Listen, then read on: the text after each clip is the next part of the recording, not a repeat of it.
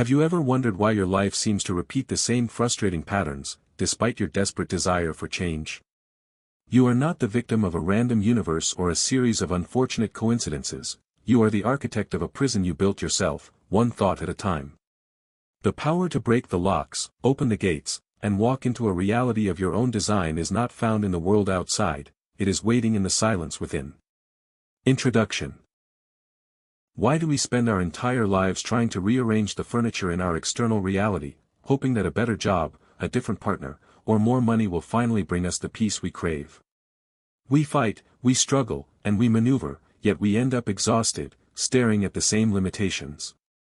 It is because we have been looking through the wrong end of the telescope. We have been treating the effect as the cause. The profound, radical truth that has echoed through the corridors of history is this: the kingdom of God is within you. These words are not merely a theological concept reserved for Sunday mornings, they are a psychological blueprint for absolute sovereignty. When you understand that the kingdom is the domain of your own consciousness, everything changes. You stop looking for salvation in external circumstances and start recognizing that your internal state is the engine room of your entire existence. Mental mastery begins with the realization that your mind is not a neutral observer of reality. It is a creative generator. Every anxiety you harbor, every limiting belief you refuse to challenge, and every distraction you indulge in is a command to the universe to manifest more of the same.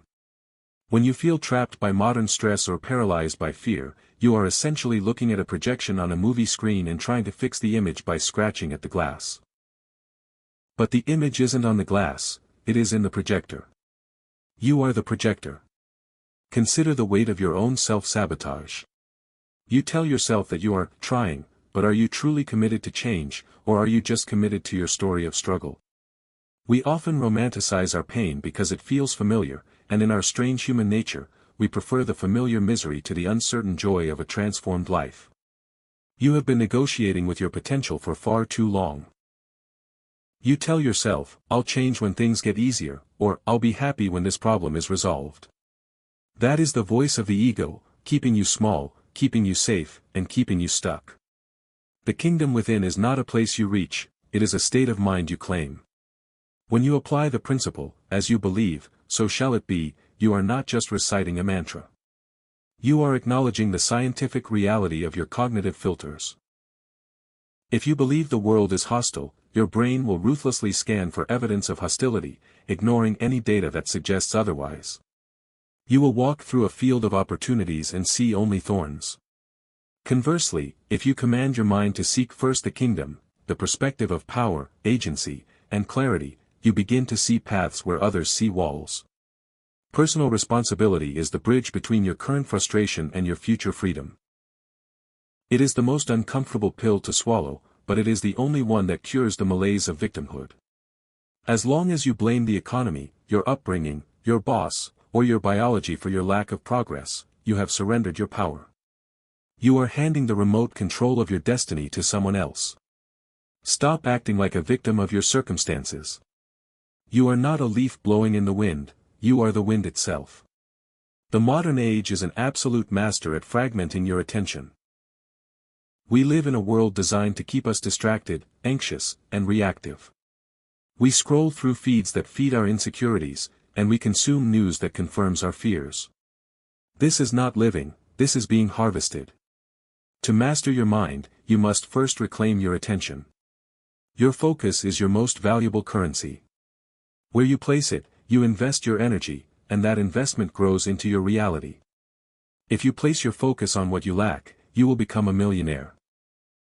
If you place your focus on your innate power, you will become a master of creation. You might be thinking, this sounds simple, but my mind is a chaotic mess. That is exactly why we are here. Mastery is not about stopping the noise entirely, it is about choosing which thoughts you invite to stay. It is about recognizing that just because a thought pops into your head does not mean it is a fact. Most of your internal dialogue is nothing more than mental debris. Leftover programming from your past that no longer serves your future. You have the authority to evict these tenants. This journey will require a different version of you. It will require the version of you that is willing to be honest, brutally honest, about the ways you have been settling for less. It will require the courage to look at your fears not as stop signs, but as indicators of where your growth is waiting. You are going to learn how to move beyond the shallow level of positive thinking and into the deep, foundational work of mental reprogramming. You will learn to silence the noise of the ego so you can hear the signal of your higher self. This is not a book to be read once and placed on a shelf. This is a manual for operating the most sophisticated machine in the universe, your consciousness. You are currently living in a fraction of your capacity. You are capable of so much more, but you are blocked by the very identity you have been trying to protect. You have become very committed to a story that is no longer serving you, and it is time to rewrite it. Prepare yourself. We are going to dismantle the structures that hold you back. We are going to examine the laws that govern the manifestation of your reality. And most importantly, we are going to establish a new foundation of discipline and clarity that will serve you for the rest of your life. The world is waiting for the version of you that has stopped waiting. Your future self is watching this choice, waiting for you to decide that enough is enough. Are you ready to stop negotiating and start ruling? Because the moment you decide that your mind belongs to you, and not to your conditioning, the chains will fall away. Summary. The internal kingdom. Your consciousness is the creative source of your life. External problems are merely projections of internal states. The fallacy of external fixes, trying to change your life by changing external circumstances, is like trying to change a movie by scratching the screen. The power lies in the projector, your mind. The power of belief. Your beliefs act as a cognitive filter, forcing you to perceive a reality that confirms your internal biases. Radical responsibility. Blame is a surrender of power. True transformation begins when you accept that you are the architect of your own experience. The war for attention. In a distracted world, your focus is your most valuable asset. To master your life, you must reclaim it from external influences. The ego versus the self. Much of your current thinking is mental debris or ego-driven fear. You have the authority to evict these thoughts and choose empowerment. Chapter 1. The battlefield is your mind. If you want to understand why your life looks the way it does today, you do not need to look at your bank account, your relationship status, or your job title. Those are not the causes of your life, they are the debris fields of your previous thoughts. Most people operate under the dangerous illusion that their external world dictates their internal state.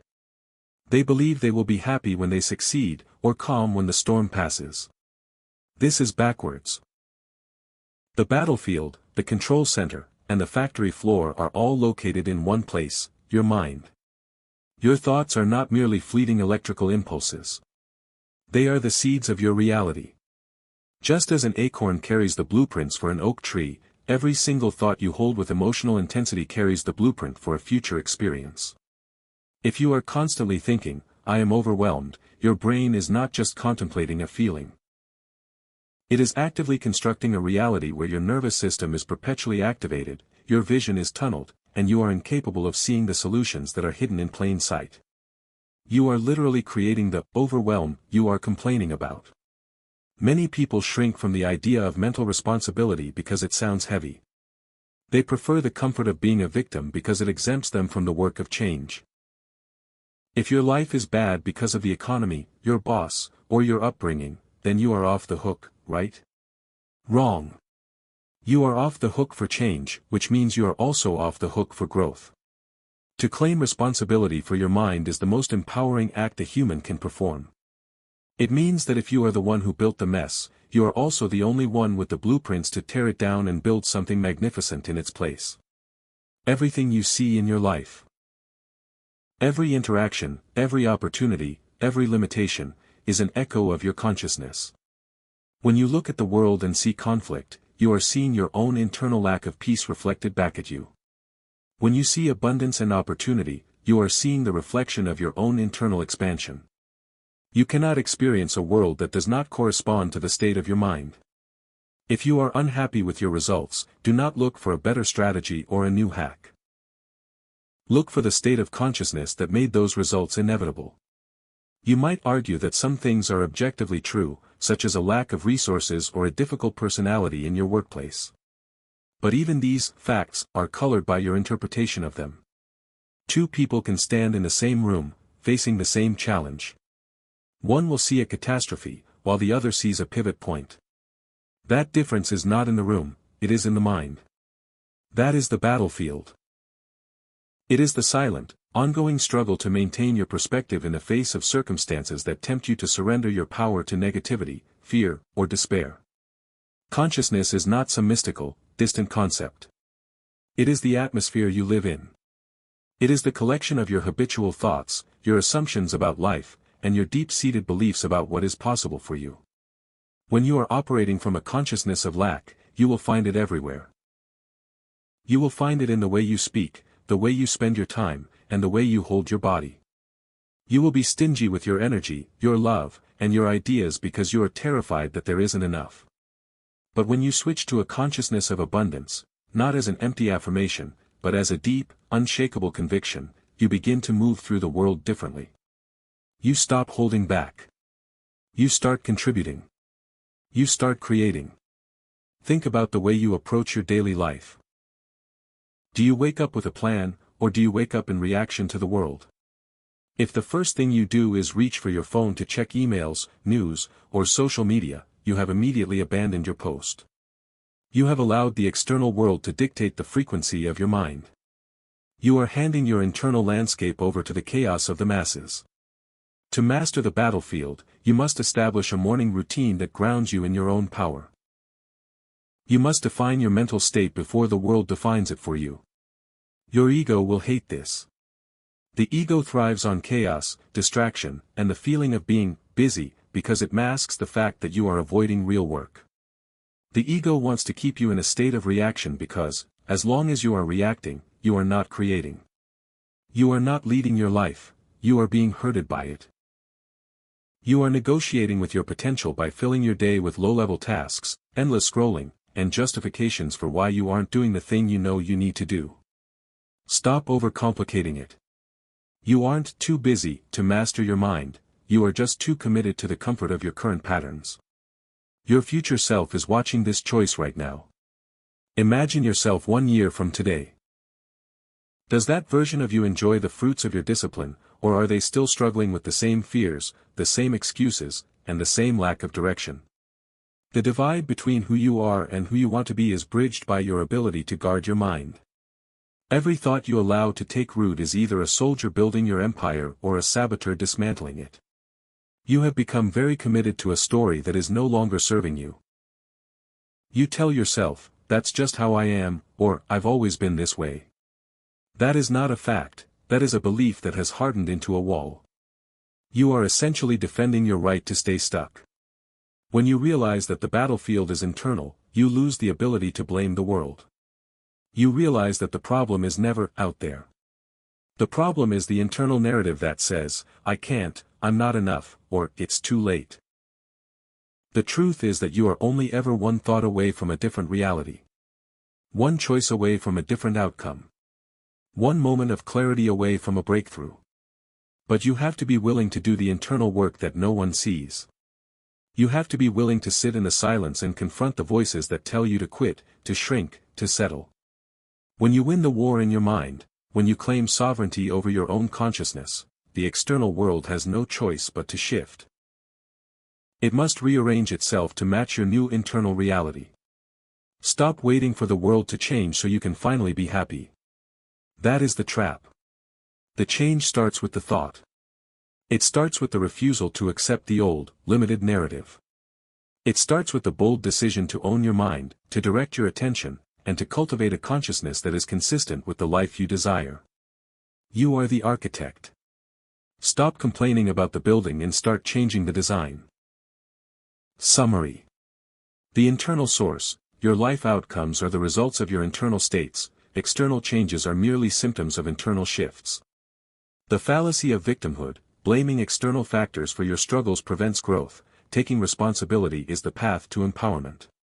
Consciousness as an atmosphere, your life follows the frequency of your dominant thoughts. To change your life, you must consciously shift your internal narrative. Reclaiming attention. Reactive living, checking phones, consuming news, cedes your power. Proactive mental grounding is essential for leadership. The ego's resistance, the ego loves chaos and distraction because it keeps you from doing the real work of self-mastery.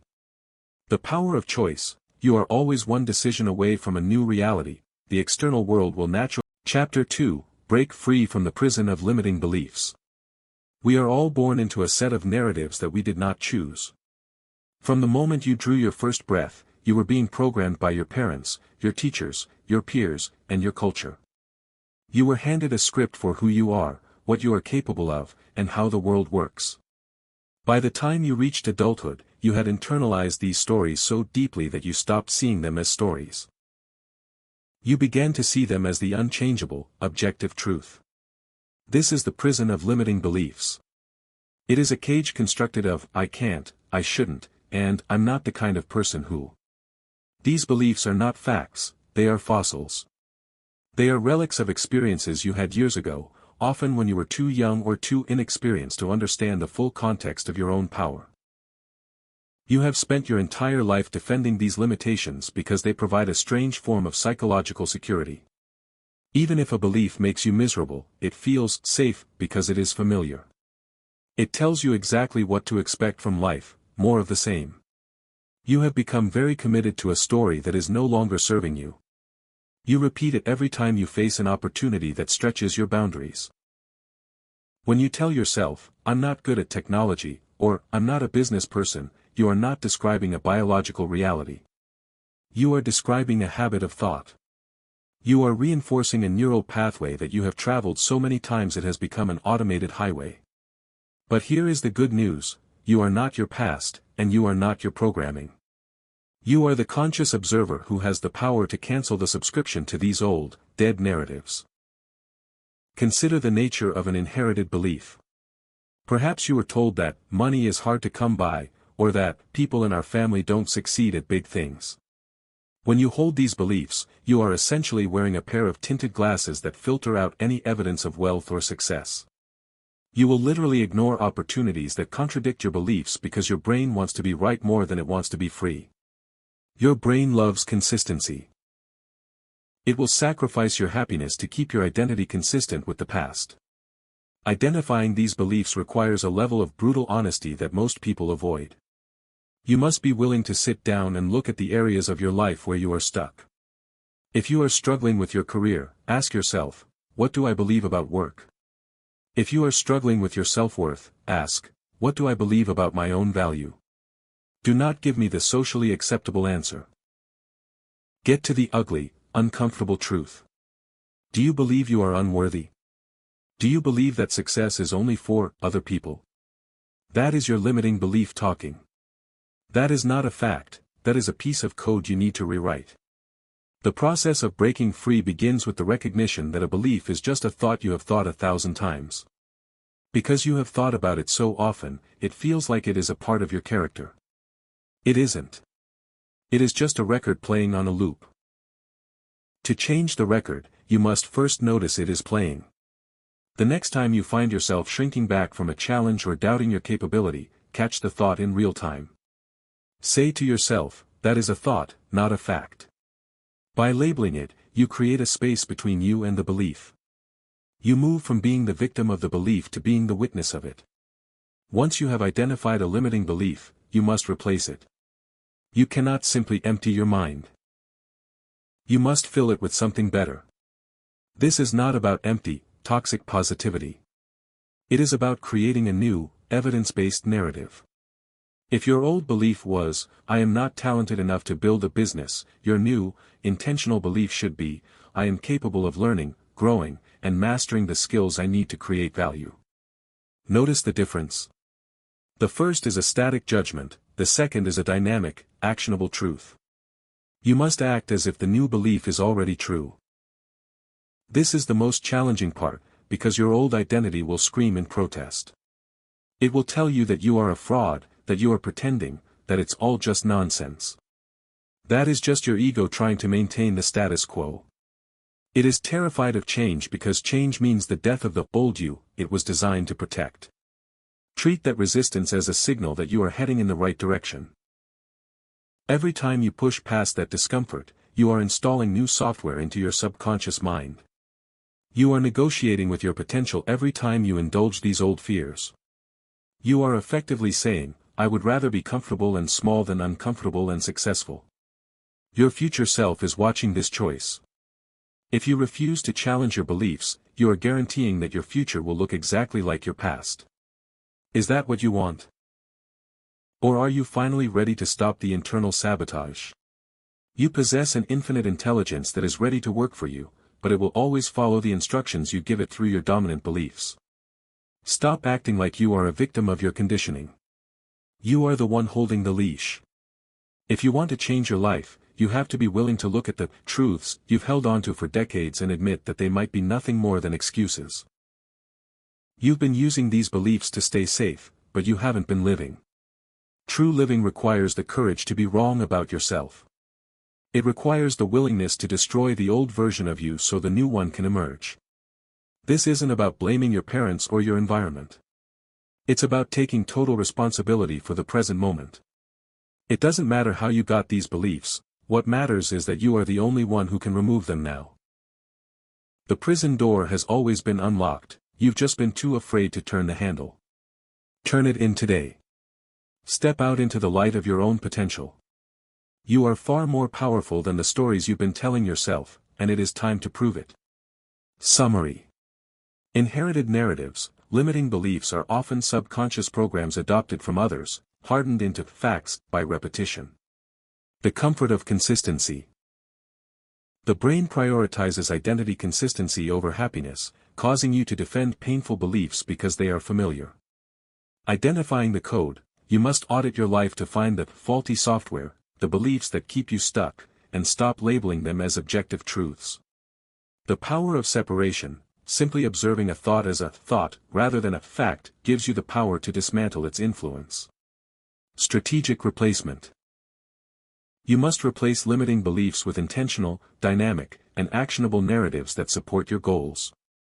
The necessity of discomfort, resistance is a sign of growth, you must push through the ego's protest to solidify new. Chapter 3, Reprogram the Subconscious Mind. If the conscious mind is the captain of the ship, the subconscious mind is the engine room, the navigation system, and the entire crew combined. It runs your heart, your digestion, your habits, and your automated reactions to stress. Most people go through life trying to change their results by shouting orders at the captain, the conscious mind, while never realizing the engine room is running on a program written 30 years ago. If you want to change your life, you must stop trying to negotiate with your willpower and start reprogramming the machine that runs your life on autopilot. The subconscious mind does not know the difference between a real event and an imagined one that is emotionally felt. This is the secret key to all transformation. It accepts whatever is impressed upon it as the absolute truth. If you constantly visualize failure, fret over potential disasters, and dwell on your perceived inadequacies, you are feeding your subconscious the instructions to manifest those experiences. You are literally programming your own destruction. But the reverse is equally true. If you consciously impress your subconscious with ideas of success, health, and purpose, it will move heaven and earth to bring them into your physical reality. How do you communicate with this silent partner? Not through logic. The subconscious does not speak the language of, I should, or, it would be nice. It speaks the language of feeling and repetition.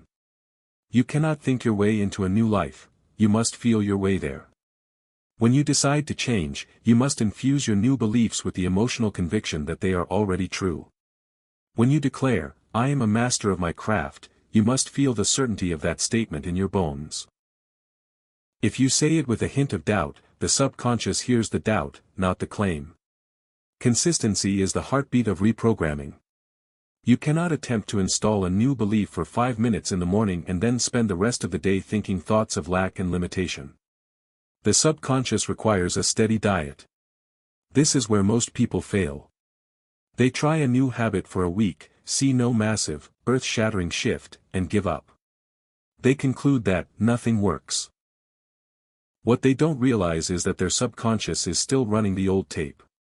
You must overwrite the old tape by playing the new one so often that it becomes the default background noise of your existence. Practical methods for this are simple, but the ego will call them tedious. You must use the power of the alpha state, those moments just as you are falling asleep and just as you are waking up. During these times, your critical, logical mind is beginning to power down, leaving the door to your subconscious wide open. Use these precious minutes to visualize your life as you desire it to be. Don't just watch it like a movie, step inside the scene. Feel the texture of your success. Hear the voices of people congratulating you. Feel the relief of having let go of your old struggles. This is not a magical wish, it is a technical exercise in cognitive conditioning. When you do this repeatedly, you are carving new neural pathways. You are creating a biological preference for success. Eventually, you will find that your actions start to change on their own. You will find yourself naturally gravitating toward the people, the opportunities, and the decisions that align with your new internal programming. You won't have to try as hard, because you have aligned your internal machinery with your desired external reality. You've been overcomplicating it. You think you need complex strategies, expensive coaches, and perfect conditions. You don't. You need the discipline to govern your internal state. You are currently negotiating with your potential by letting your mind wander into dark alleys of fear and self-doubt. Every time you catch yourself spiraling, you must pull yourself back. That is your duty as the master of your mind. Do not let your subconscious drift into the default settings of your past. Your excuses are working harder than you are. You have built a masterful defense system to explain why you aren't where you want to be. But those excuses are just programs. They are lines of code that you can delete. You are waiting for life to change, but life is waiting for you to change your commands. Your subconscious is the most powerful tool you have, but it is neutral. It will build a mansion or a prison with equal enthusiasm, depending on the blueprints you provide. Take full ownership of your mental diet. If you wouldn't feed your body literal garbage, why do you feed your subconscious garbage? Why do you fill your mind with toxic comparisons on social media, gossip, or negative news? Stop polluting the engine room. Be vigilant about what you allow into your awareness. Protect your mental atmosphere as if your life depends on it, because it does. This process requires a firm, non-negotiable standard. There will be days when the old programming tries to assert itself. There will be moments when you feel the weight of your old habits dragging you back. That is not a sign of failure, it is a sign of transition. Stay the course. When the old thoughts surface, look at them with detachment and say, "That is not me anymore." Then, return to the new command. You have become very committed to a story that is no longer serving you, but that commitment can be redirected. Imagine if you were as committed to your success as you have been to your struggle. Imagine if you applied the same level of intensity to your growth as you have to your anxiety. You would be unstoppable. The power is already within you. You don't need to add anything to your brain, you just need to filter out the noise and start giving it clear, consistent, and empowered instructions. Your future self is watching this choice, waiting for you to finally take the wheel and drive the ship toward your true potential. Summary. The engine room, the subconscious, is your primary operating system. Change is only sustainable when you rewrite the programs that run beneath your conscious awareness. Feeling as the language, the subconscious is indifferent to logic, it is impressed by ideas that are delivered with intense emotion and consistency. Alpha state influence. Use the transition periods during sleep and waking to access the subconscious and plant new, empowering intentions. Neural overriding, consistency is mandatory, you must play that new tape until it becomes your brain's new default preference. Mental diet, protect your subconscious from toxic inputs like gossip and negativity, you are responsible for the quality of what you feed your mind. Transitioning from struggle, the urge to revert to old habits is a natural part of growth. Use it as a reminder to affirm your new identity rather than a reason to quit. Chapter 4, Master your emotions before they master you. Most people live their lives like a cork bobbing on the ocean of their emotions. When the tides of fear or frustration rise, they are swept away, reacting with anger, retreating into shame, or drowning in anxiety. They believe that their emotions are external forces acting upon them, like the weather. This is a fundamental misunderstanding of the human mechanism. Emotions are not things that happen to you. They are internal feedback loops generated by the way you interpret your thoughts. If you do not master your emotions, you will forever be at the mercy of your environment. The connection between your thoughts, your feelings, and your actions is a closed system. It starts with a thought, a judgment or an assumption about your reality. That thought triggers a chemical release in your body, which you experience as an emotion.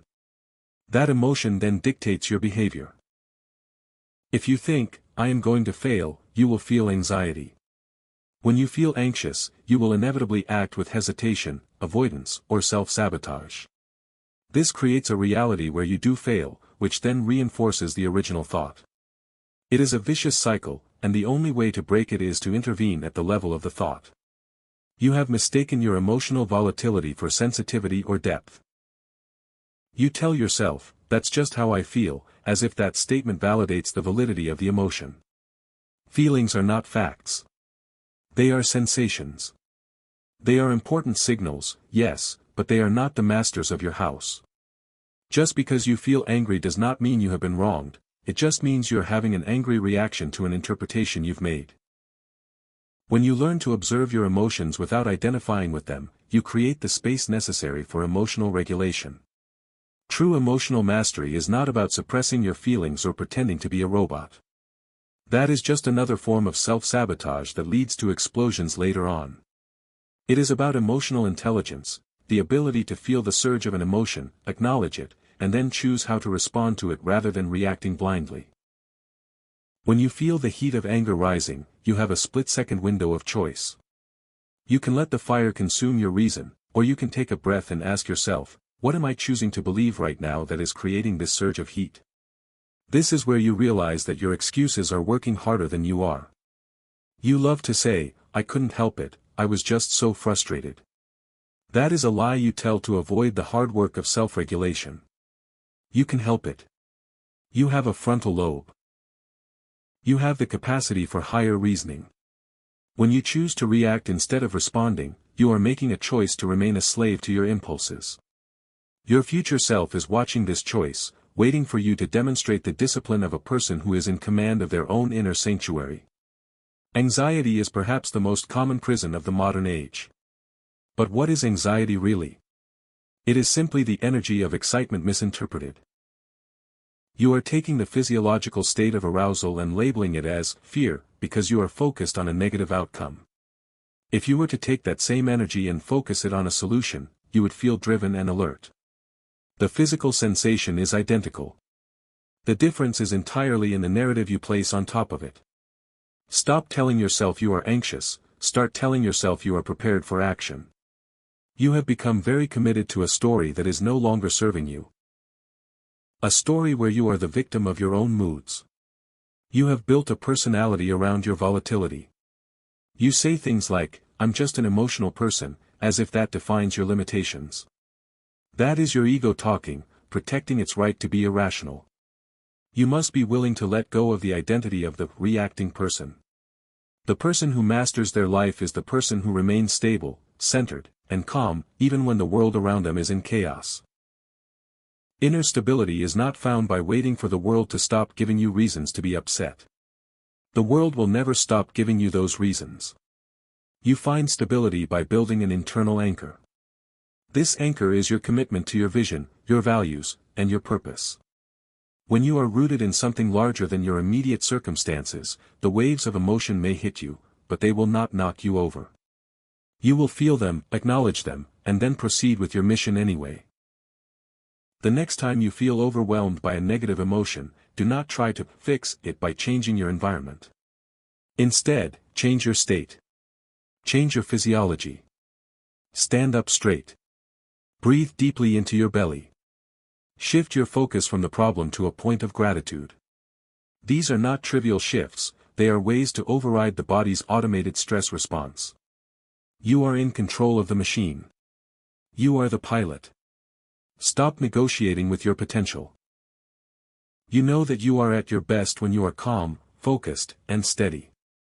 Every time you allow yourself to spiral, you are setting yourself back. Every time you reclaim your emotional equilibrium, you are moving forward. You possess an inner power that is far greater than any temporary storm of emotion. Use that power. The world needs you to be the leader of your own mind, not the servant of your feelings. You are ready to transcend the reactive self and inhabit the master self. The journey starts with a single, conscious breath. Summary. The feedback loop. Emotions are the physical interpretation of your thoughts. Changing your life requires intercepting the cycle at the thought level before it dictates your actions. Feelings are not facts, emotions are signals, not absolute truths. You must develop the ability to witness them without being controlled by them. The power of choice. Between the trigger of an emotion and your reaction, there is a space of choice. Emotional mastery is found in utilizing this space. Reinterpreting anxiety. Anxiety and excitement are physiologically similar. You can transform the feeling by shifting your mental narrative from fear to focus. Building the anchor. Stability is an internal construct, not an external condition. Anchor yourself to your purpose so that external circumstances lose their power to destabilize you. Physiological control. You can influence your emotional state by changing your physical posture, breathing, and focus. Take physical command of your internal. Chapter 5. Your imagination is creating your future. Most people believe that imagination is a toy for children or a tool for escapists. They are profoundly mistaken. Imagination is the most powerful creative faculty you possess.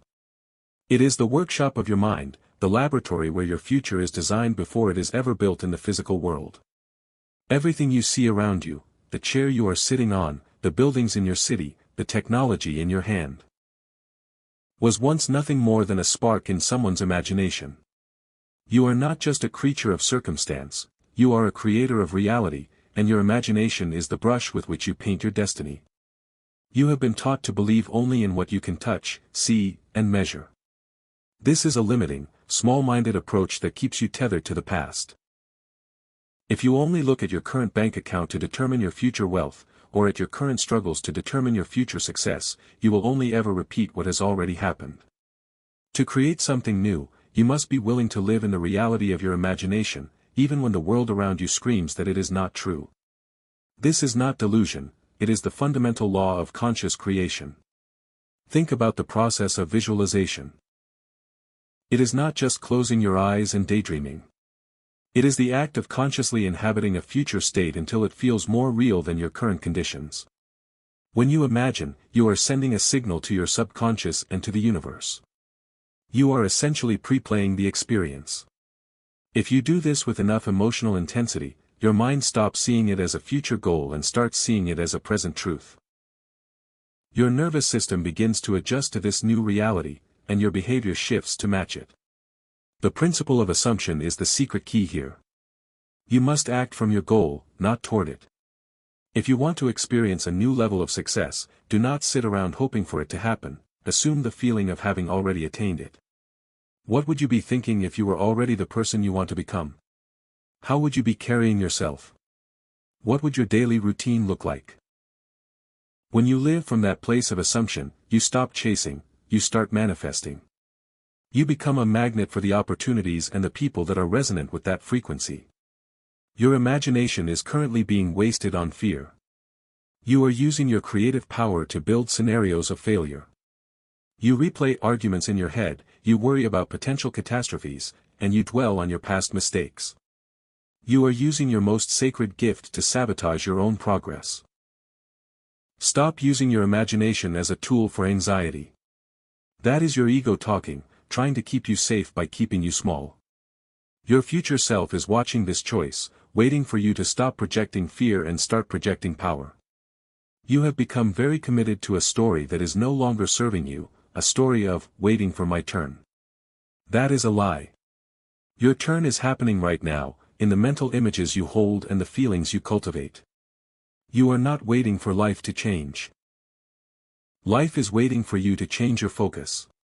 The moment you start to visualize your desired outcome with the clarity and conviction of a done deal, you are setting the wheels of destiny in motion. You are aligning your internal frequency with the life you are meant to live. This process requires a firm, non-negotiable standard of discipline. You cannot spend 10 minutes in the morning visualizing success and then spend the next 10 hours obsessing over your lack of progress.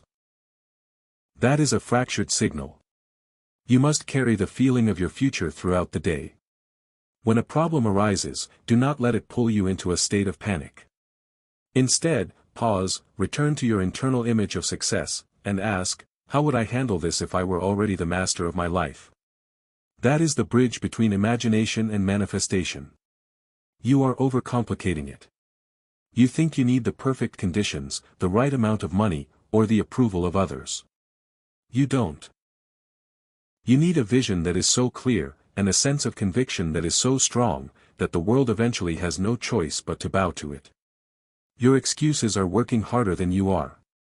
You have been using your brain to justify your limitations, but it is time to use it to transcend them. The world is just a mirror of your inner state. If you don't like what you see in the mirror, don't try to change the reflection by force, change the subject standing in front of it. Your imagination is your direct connection to infinite intelligence. When you dare to dream big, you are tapping into a resource that is not limited by your past, your bank account, or your circumstances. You are tapping into the creative energy that formed the stars. Do not fear the enormity of your vision. Fear the smallness of your current reality.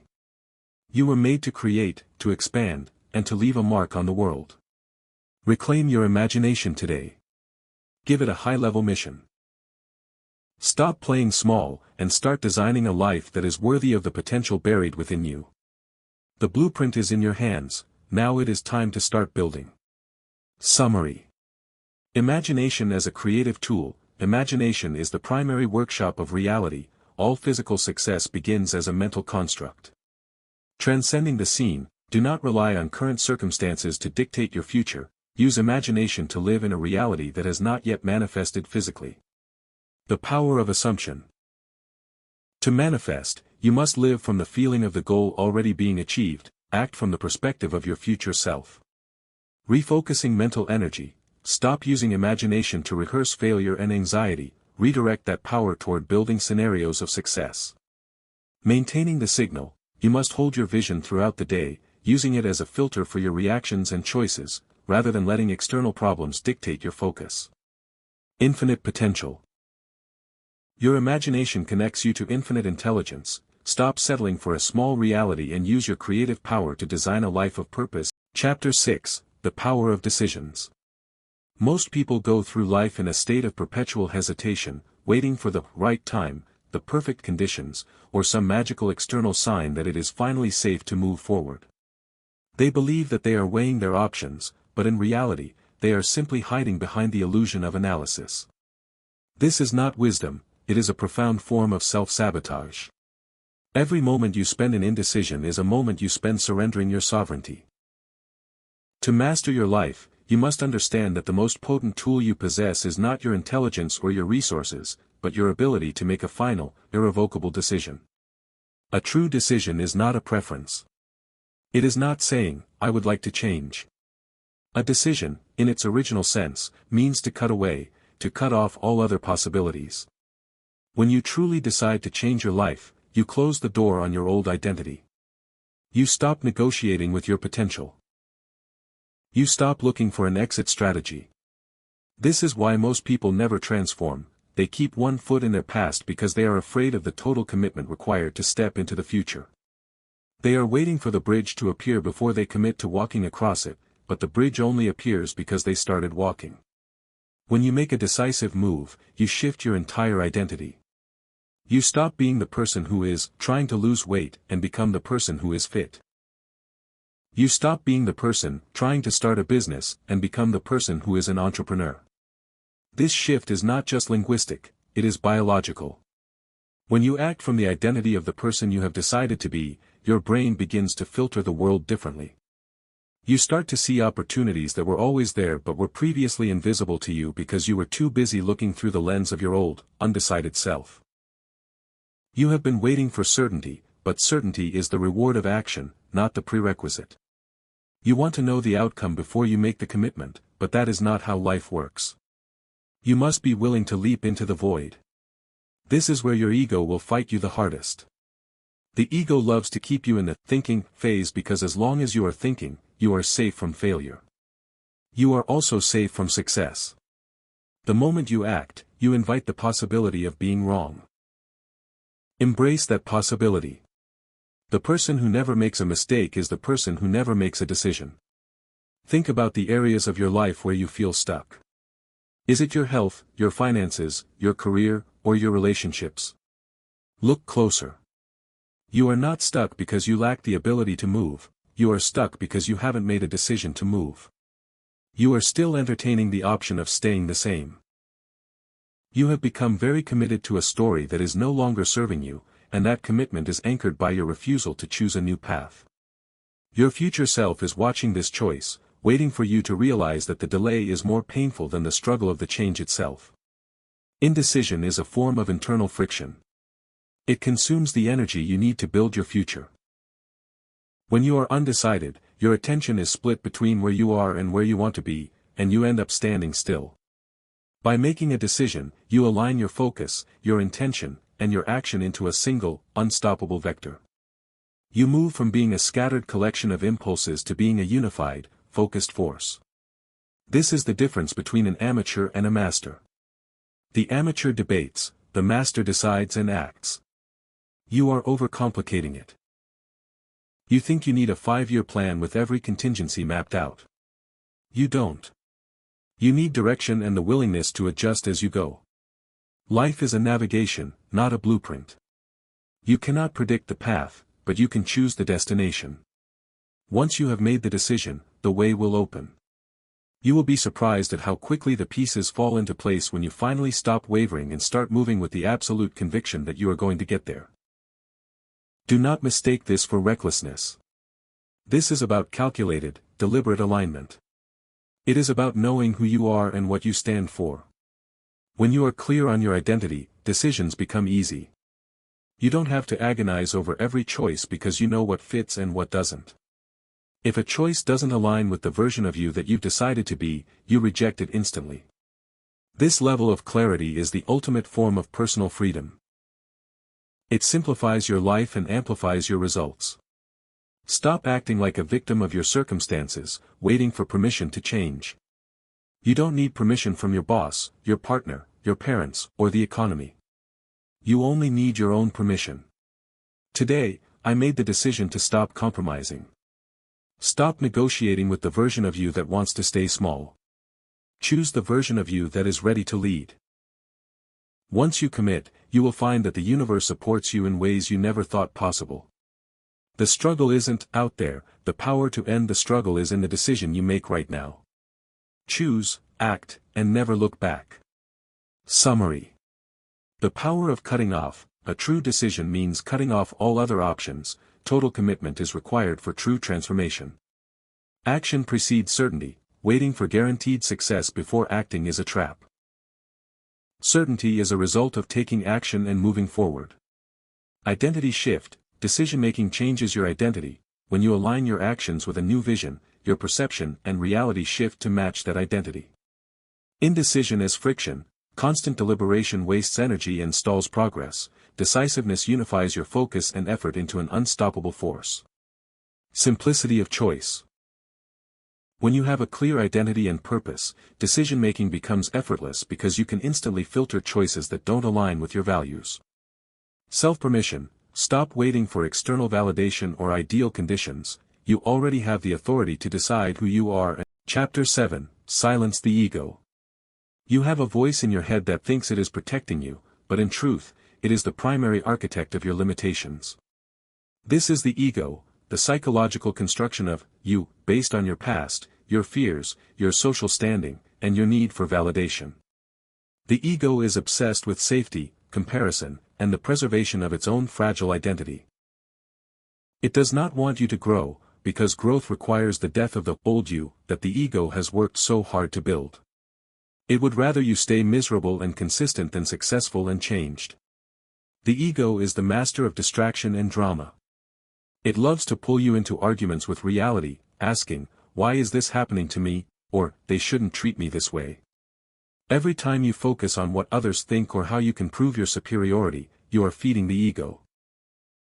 This hunger is infinite. You will never satisfy the ego because it thrives on the feeling of lacking something. As long as you are listening to that voice, you are disconnected from your higher self, the part of you that is connected to infinite intelligence and creative power. How do you distinguish between the ego and the higher self? It is simple. The ego is loud, urgent, demanding, and fear-based. It speaks in terms of I, me, and mine. It is constantly evaluating, judging, and defending. The higher self, by contrast, is quiet, calm, and steady. It speaks in terms of intuition, purpose, and alignment. It does not need to justify itself, and it certainly does not need to compete with anyone. When you are acting from your higher self, you feel a sense of flow and clarity. When you are acting from your ego, you feel friction, tension, and a desperate need to control the outcome. You have been negotiating with your potential because your ego is terrified of the unknown. It likes the familiar, even if the familiar is a cage. It tells you, don't take that risk, you might fail, or, stay where you are, at least you know what to expect. That is not wisdom, that is fear masquerading as caution. When you finally learn to observe the ego without obeying it, you break the chains of your own history. You stop taking your thoughts so seriously. You realize that most of your internal dialogue is just mental noise, designed to keep you in the comfortable, predictable lane of your past. Silence is the weapon you use to defeat the ego. In the silence of meditation, or even just in the quiet moments of your day, the chatter of the ego begins to lose its power. When you stop feeding the noise with your attention, it shrinks. You begin to hear the much quieter, much more powerful voice of your intuition. This is where your true guidance comes from. It is the intelligence that does not need to calculate every risk but simply knows the right path because it is aligned with your soul's purpose. You are overcomplicating it by trying to fix your ego. You cannot kill the ego, nor should you try. You simply need to demote it from the position of authority. Stop letting it dictate your reactions. When you feel a surge of offense, ask yourself, is this my higher self speaking, or is this my ego feeling threatened? Usually, it is the latter. When you catch the ego in the act, laugh at it. Do not give it the power of your gravity. By refusing to take the ego personally, you strip it of its influence. The ego is the source of all your victimhood. When you blame others, when you complain about the world, when you hold grudges. That is the ego trying to maintain its sense of self-importance by making someone else the villain. This is a dead-end road. It keeps you trapped in the past, replaying old wounds and expecting the world to eventually apologize. It will not. True maturity begins when you realize that your peace of mind is not dependent on the actions of others, but on your ability to transcend the egoic need to be right. Your future self is watching this choice. Every time you choose humility over arrogance, awareness over reaction, and peace over conflict, you are strengthening your connection to your higher self. You are shedding the heavy, outdated armor of your past. You are becoming lighter, more effective, and more aligned. You are no longer trying to impress the world, you are trying to fulfill your purpose. That is a profound shift that commands respect without needing to ask for it. Stop acting like a victim of your own mind. You are the master of that mind, and you have the power to decide which voice you will listen to. The ego is a servant, keep it in its place. When it starts to chime in with fear, self-doubt, or the need to prove something, acknowledge it, thank it for its input, and then proceed with the wisdom of your higher self. You are capable of so much more than your ego ever allowed you to believe. Step into the silence, align with your purpose, and let the results speak for themselves. You don't need to be right, you just need to be aligned. Summary. The ego's resistance. The ego acts as a barrier to growth because it fears the death of the old you and prioritizes comfort over evolution. Loud versus quiet. The ego is loud, fear-based, and needy. The higher self is calm, intuitive, and purpose-driven. Disrupting the pattern. You cannot destroy the ego, but you can demote it. Practice observing your thoughts rather than identifying with them. Silence as strength. Regular silence allows you to tune out the ego's noise and access the guidance of your higher self. Transcending victimhood, complaints and blame are ego-driven behaviors that keep you trapped. True peace comes from letting go of the need to be right. Mastery of thought. You are the authority of your mind. Choose to listen to intuition rather than. Chapter 8. Develop unshakable discipline. Discipline is the bridge between intention and achievement. It is the ability to keep a promise to yourself long after the excitement of the initial idea has faded. Most people confuse discipline with restriction, viewing it as a prison of shoulds and musts. They are entirely wrong. Discipline is the highest form of freedom. It is the power to direct your energy toward what you truly value, rather than being a slave to the fleeting impulses of the moment. Without discipline, your dreams are nothing more than daydreams. You have been waiting for motivation to strike before you take action. That is a luxury you cannot afford. Motivation is an emotion, and like all emotions, it is unreliable. It comes and goes like the tide. If you only act when you feel motivated, you will never achieve anything of significance. The master of their life does not wait for the mood to strike, they move because it is time to move. They understand that action creates momentum, and momentum creates the energy you were waiting for. Stop waiting for the feeling. Start doing the work. Your excuses are working harder than you are. You have become incredibly creative at justifying why you skipped your workout, why you didn't write that page, or why you stayed in a cycle of procrastination. You tell yourself, "I'm tired," or "I'll do it tomorrow," or "it's not the perfect time." These are not reasons, they are negotiations with your own potential. You are essentially telling yourself that your short-term comfort is more important than your long-term success. Every time you win that negotiation, you shrink a little bit more. The secret to unshakable discipline is not willpower, it is environmental and mental design. Willpower is a finite resource. Use it to set up your life, not to fight yourself every single day.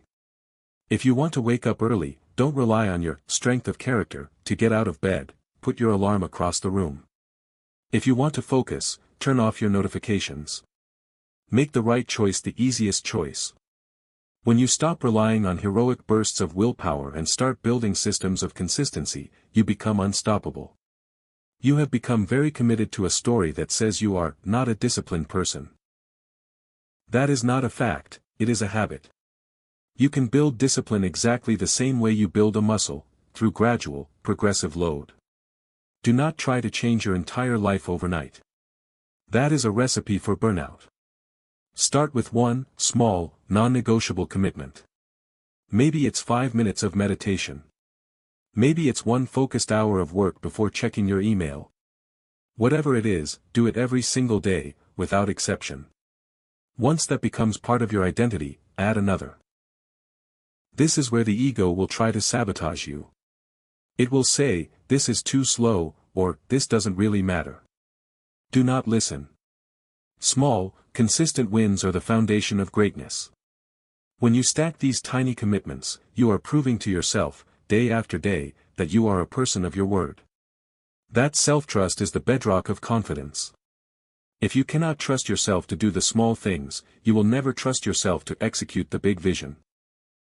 Your future self is watching this choice, waiting for you to honor your own commitments.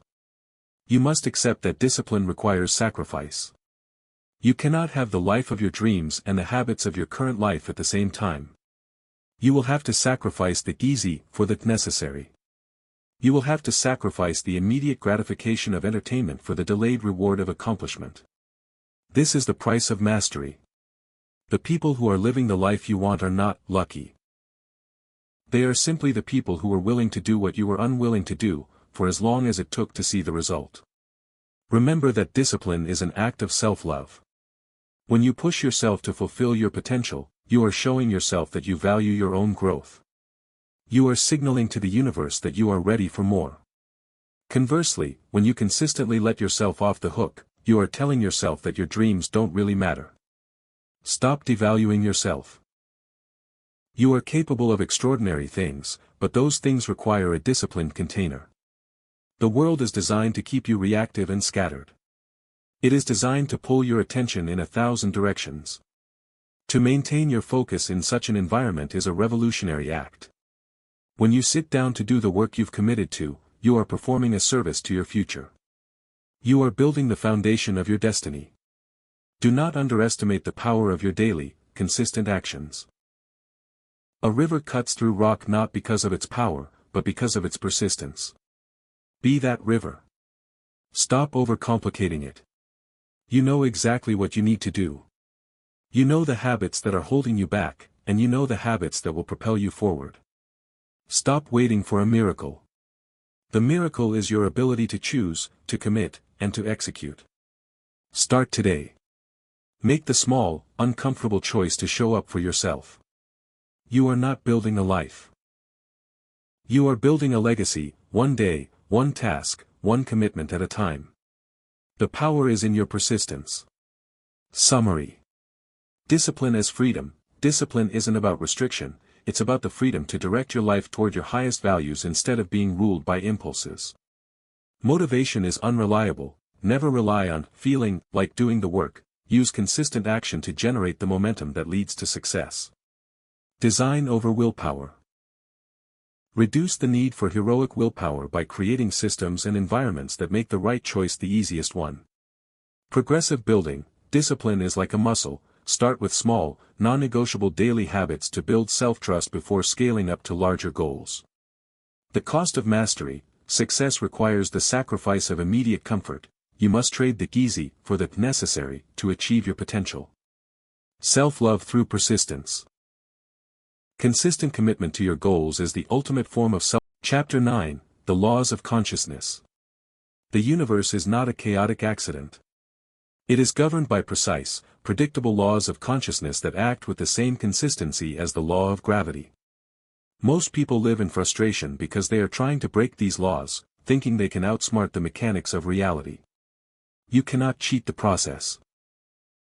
If you want to master your life, you must stop operating on guesswork and start aligning your actions with the fundamental principles that govern how the internal becomes the external. The first of these is the law of cause and effect.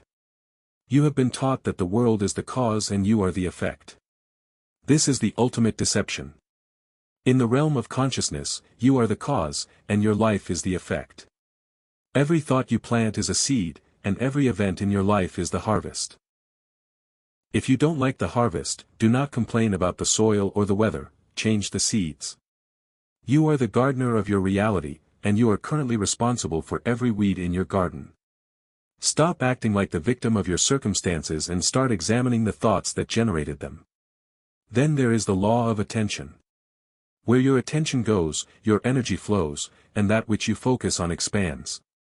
This is why the world around you seems to reinforce your dominant beliefs. If you focus on your struggles, you are feeding them the energy they need to persist.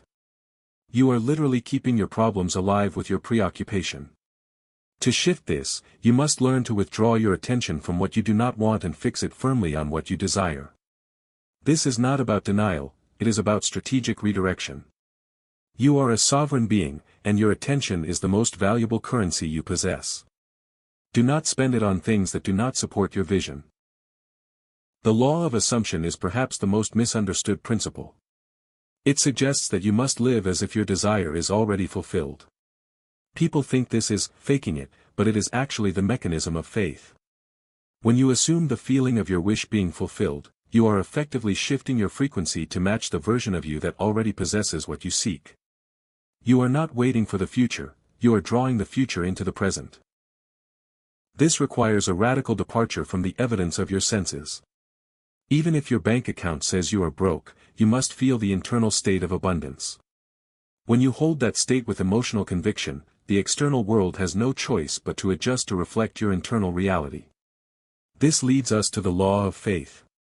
Faith is not a blind, religious hope, it is the confident expectation of the unseen. It is the ability to know that your internal work is creating an external outcome, even when there is no physical evidence yet. Most people give up because they don't see immediate results. That is the moment where faith is tested. If you can stay true to your inner vision when the world shows you the opposite, you are mastering the law. Faith is the catalyst that bridges the gap between the invisible intent and the visible manifestation. You are overcomplicating these principles by trying to find a shortcut. You want the result without the transformation. You want the reward without the alignment. That is your ego trying to find a loophole. There are no loopholes. You must become the person who is capable of receiving the life you desire. If you want a life of wealth, you must cultivate the consciousness of a wealthy person. If you want a life of influence, you must cultivate the consciousness of a leader. You are not attracting what you want, you are attracting what you are. Your excuses are working harder than you are. You have been using the complexity of these laws as an excuse to avoid applying them. You say, "It's too deep," or "I don't understand how it works." That is a convenient way to stay stuck. The laws are simple: you think, you feel, you attract, you manifest. The complexity is only in your own resistance. You have been negotiating with your potential by refusing to accept that you are the master of your own experience. Your future self is watching this choice, waiting for you to stop the debate and start the application. Everything in your life is a manifestation of your dominant consciousness. If you look at your relationships, your health, or your work, you are looking at your previous thoughts made manifest. That is not a judgment, it is feedback. Use it to calibrate your future. If you are unhappy with the manifestation, go back to the internal cause. What were you thinking? What were you feeling? What were you assuming? Take full ownership of the process. You have become very committed to a story that is no longer serving you, a story where the universe is something that happens to you. Change that story today. The universe is a mirror that happens through you. It is a creative engine that responds to your commands. You are the programmer. Start writing code that serves your growth, your joy, and your success. You don't need permission to change your reality, you only need to align with the laws that govern it. Stop playing the part of the bystander and step into your role as the deliberate creator of your destiny. Summary. Cause and effect: you are the primary cause of your reality, your life is a harvest of the thoughts you have consistently planted. The power of attention: your focus is your currency. Stop investing it in your problems and redirect it toward your vision to starve the former and feed the latter. Law of assumption: lie from the feeling of your wish already fulfilled. This shift in frequency is the essential step to drawing your desire into your current reality. Faith as certainty: true faith is the unwavering expectation of your vision, maintaining conviction even when physical evidence contradicts it. Alignment over attraction: you don't attract what you want. You attract what you are. You must evolve your character to match your desired outcome. The universe as a mirror: stop viewing life as something happening to you, view it as an engine responding to your internal commands and state of consciousness. Chapter 10: Live from your higher self. We have spent much of our time discussing the mechanics of the mind, how to rewire your beliefs, master your emotions, and harness your imagination. Yet, all of these techniques remain mere intellectual exercises if they are not grounded in a deeper, more profound connection, your higher self. This is the part of you that exists beyond your ego, beyond your past, and beyond your fears. It is the seat of your intuition, the source of your purpose, and the compass that guides you toward a life of genuine alignment. Most people live in a state of constant tension because their daily actions are in direct conflict with their inner values. You spend your life climbing a ladder, only to realize, when you finally reach the top, that it was leaning against the wrong wall. The ego loves to chase status, recognition, and comfort, but the higher self is only interested in meaning, expression, and contribution. To live from your higher self is to bridge the gap between your public identity and your private truth. It is the end of the exhausting game of pretending to be someone you are not. How do you know when you are acting from your higher self? It is not a matter of logic or external validation, it is a matter of resonance. When you are aligned with your higher self, you feel a sense of clarity, even in the midst of a challenge. You feel a quiet, unwavering certainty that you are where you are meant to be. This is not the excitement of the ego, which is always looking for an adrenaline rush or a quick win. It is the steady, calm power of a soul that is fulfilling its design. You have been negotiating with your potential by prioritizing shoulds over your inner calling. You tell yourself, "I should do this job because it pays well," or "I should follow this path because it's what people expect." That is the ego prioritizing safety and external approval. The higher self, however, knows that you are capable of far more. It knows that your unique talents and your specific perspective are required for something bigger. When you ignore that calling, you experience a soul-deep fatigue that no vacation or promotion can cure. You are misaligned, and you are feeling the consequences. Your future self is watching this choice, waiting for you to stop the masquerade. You have become very committed to a story that is no longer serving you, a story that says you must fit into a mold that was never designed for you. That mold is not your life, it is a cage. When you live from your higher self, you stop trying to fit in.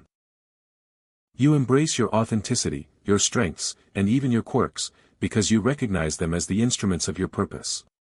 You stop competing with others because you realize that your path is entirely your own. This requires the courage to be misunderstood. When you start living from your higher self, people will be confused. They will expect the bold you to show up, and they will try to pull you back into your old patterns. Your family, your friends, and your colleagues might even resist your growth because it highlights their own stagnation. Do not let that deter you. Their confusion is not your responsibility. Your responsibility is to your own integrity. The world does not need another follower of the status quo, it needs people who are brave enough to embody their own truth. You are overcomplicating it by thinking that finding your purpose is a complex, lifelong research project. It isn't.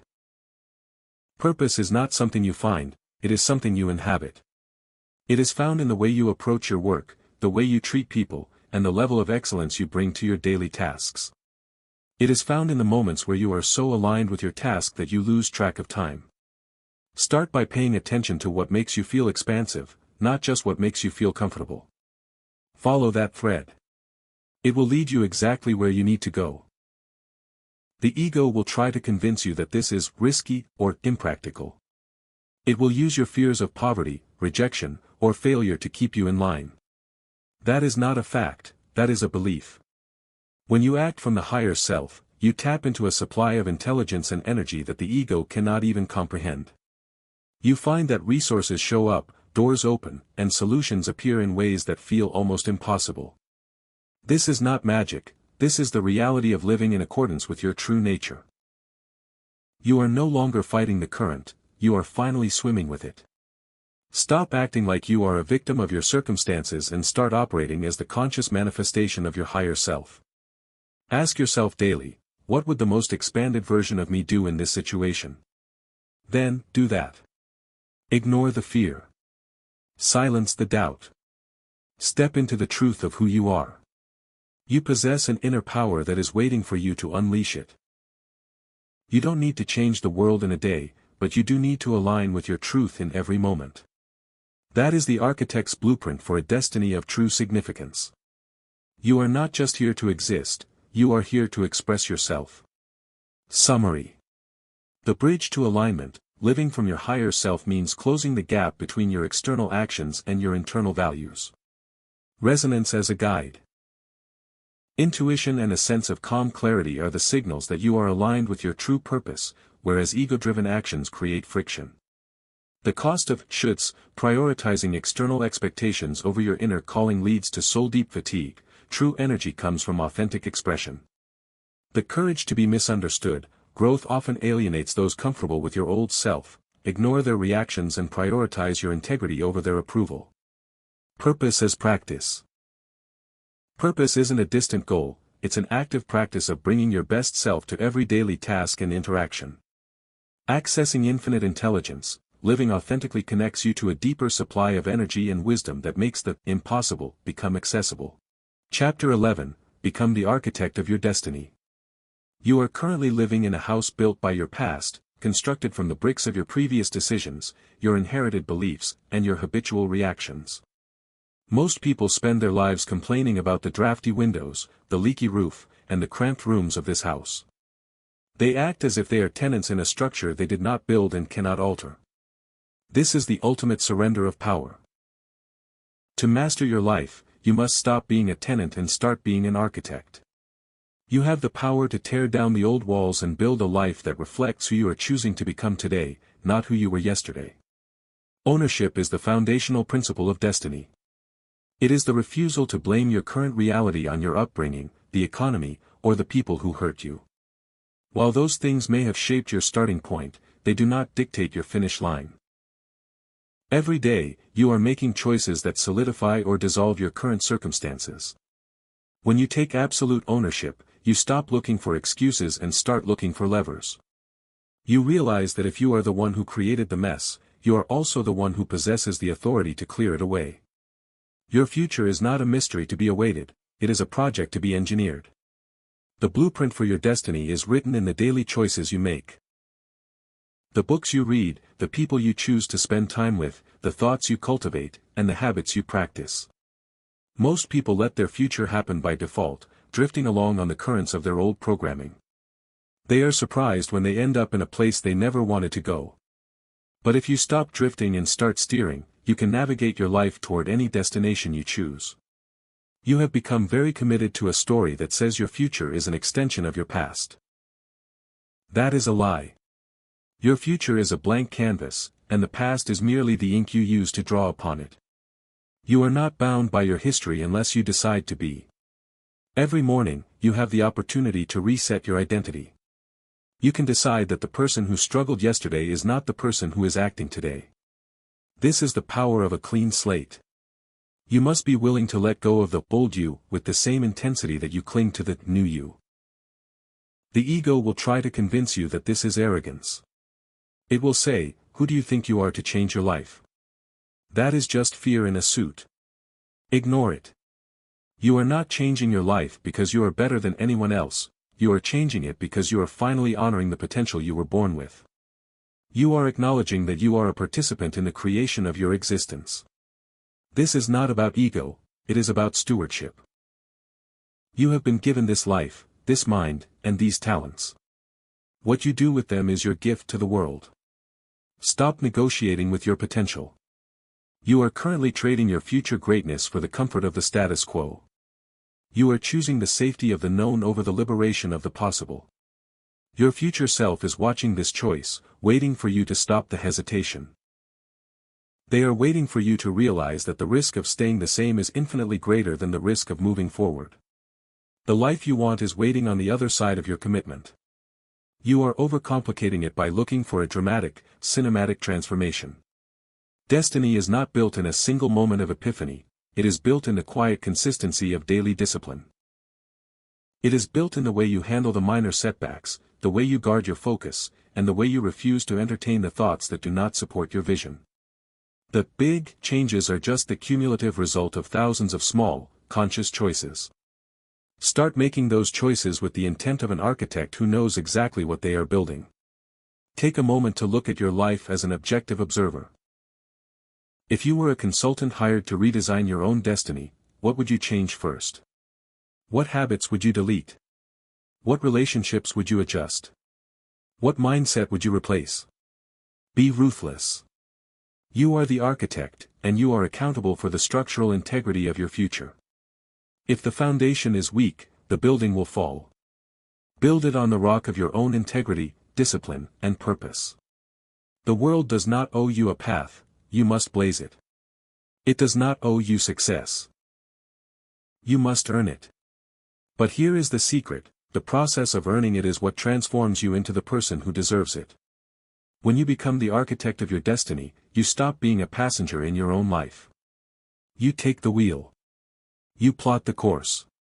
And you trust the intelligence that guided you to this realization in the first place.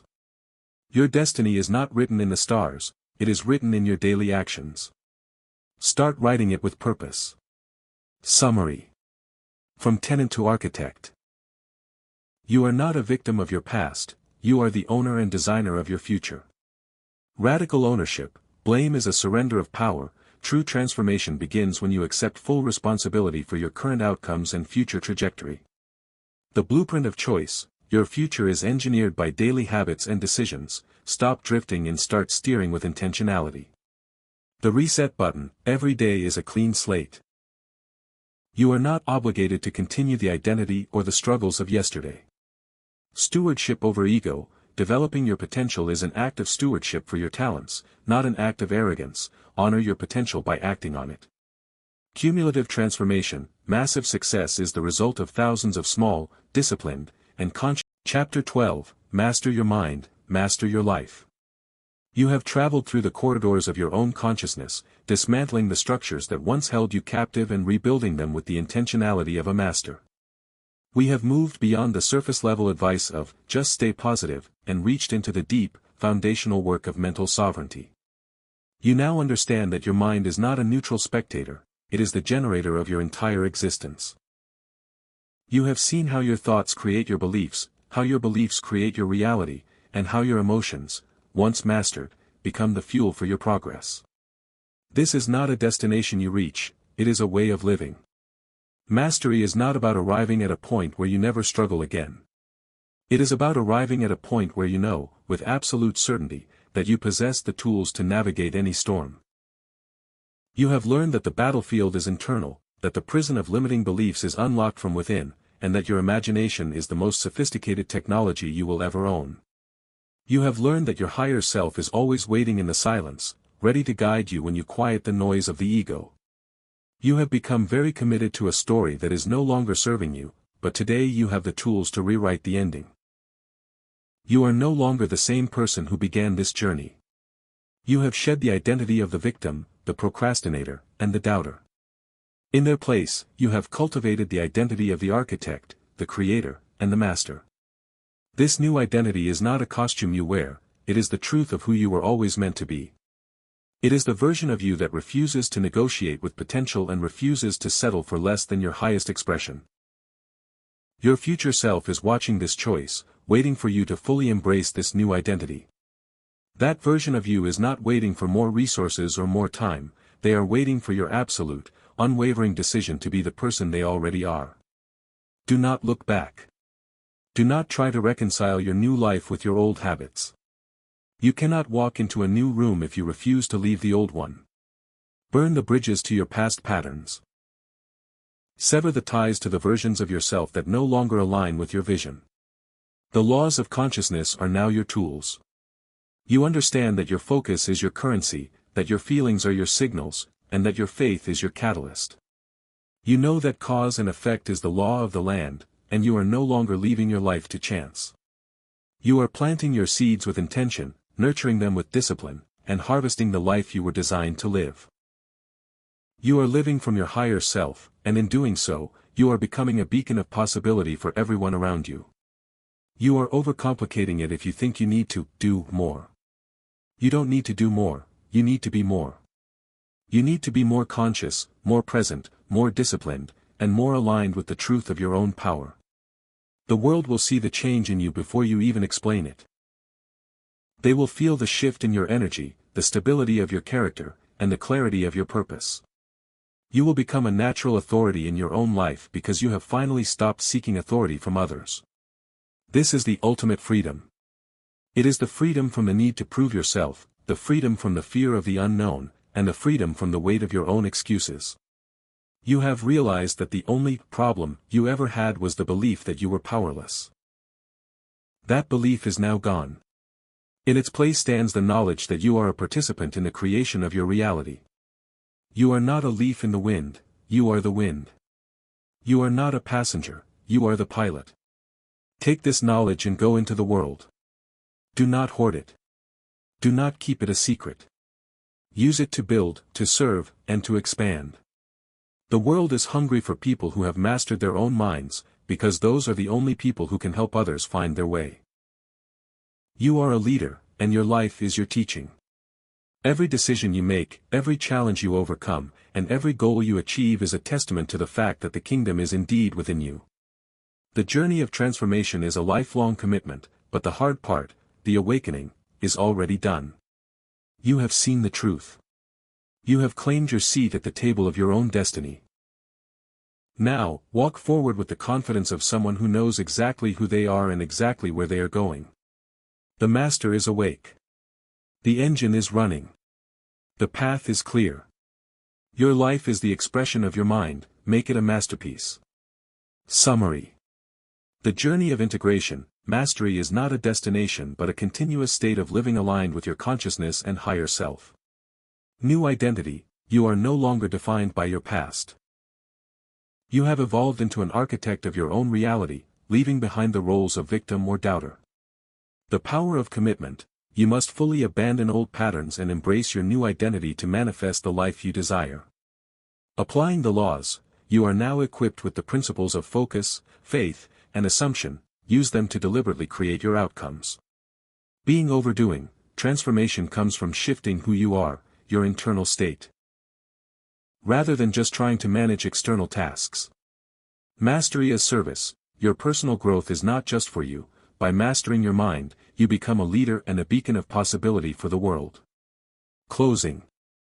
The journey you have embarked upon does not end with these words, it truly begins here, in the quiet, resolute decision to claim your life as your own.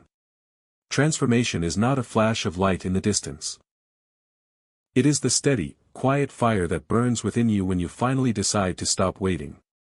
You possess an inner power that has been there all along, waiting for you to recognize it, to respect it, and to wield it with the precision of a master.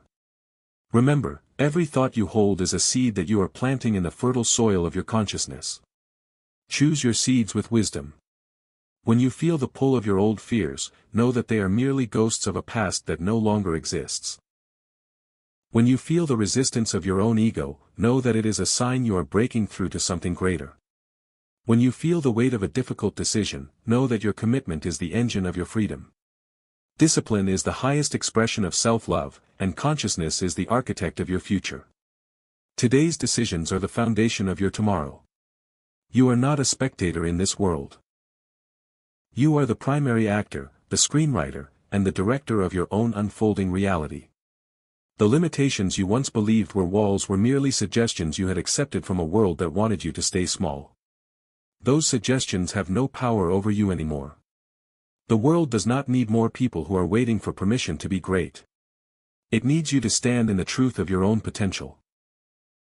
It needs you to be the version of yourself that is unapologetically aligned, consistently disciplined, and deeply connected to your higher self. You have everything you need. The blueprint is in your hands, the power is in your focus, and the time is now.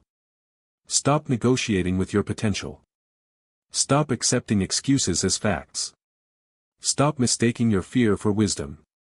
You have become very committed to a story that is no longer serving you, but today, you close that book. You turn the page to a chapter written by your own design.